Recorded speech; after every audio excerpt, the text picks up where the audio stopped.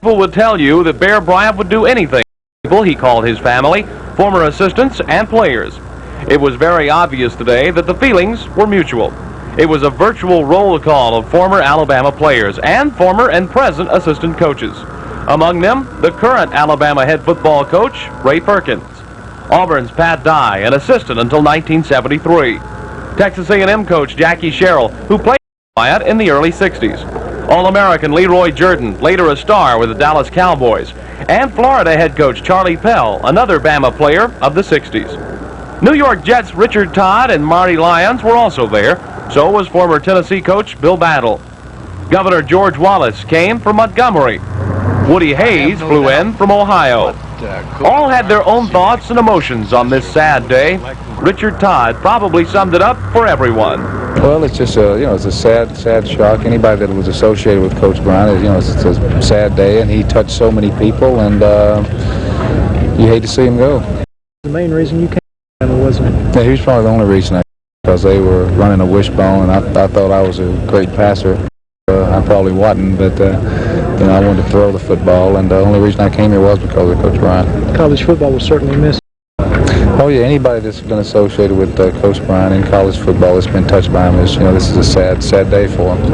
After a 25-minute service, the 8 members of the 1982 Tide carried their coach down the church steps into a waiting hearse for the last journey for Coach Paul Bear Bryant. Within 15 minutes of the end of the service, the cars had lined up for the to Birmingham. Matt Coulter has more on the first leg of that trip down 10th Street here in Tuscaloosa.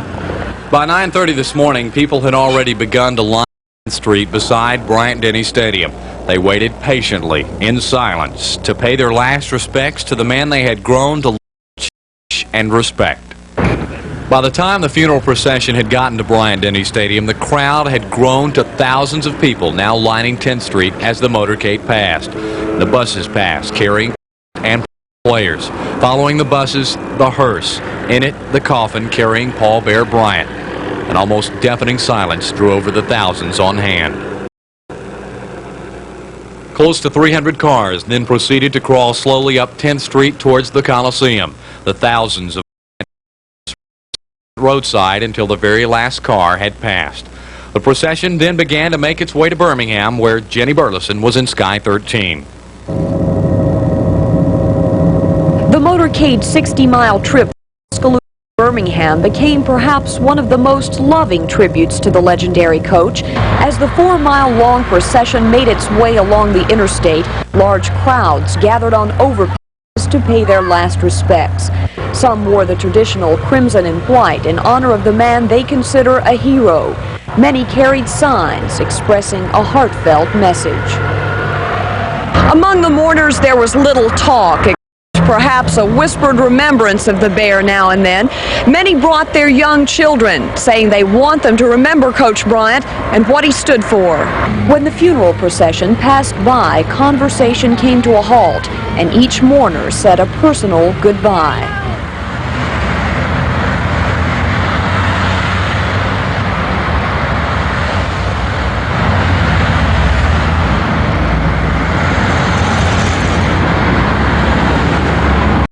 Sad day for all Alabamians because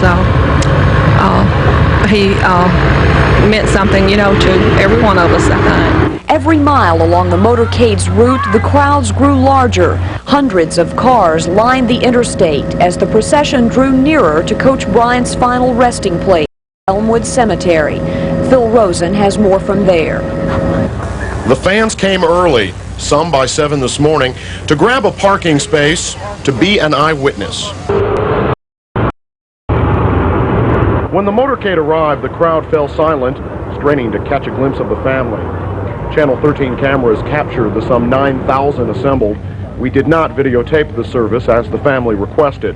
A short service, about 10 minutes long, some psalms, many goodbyes.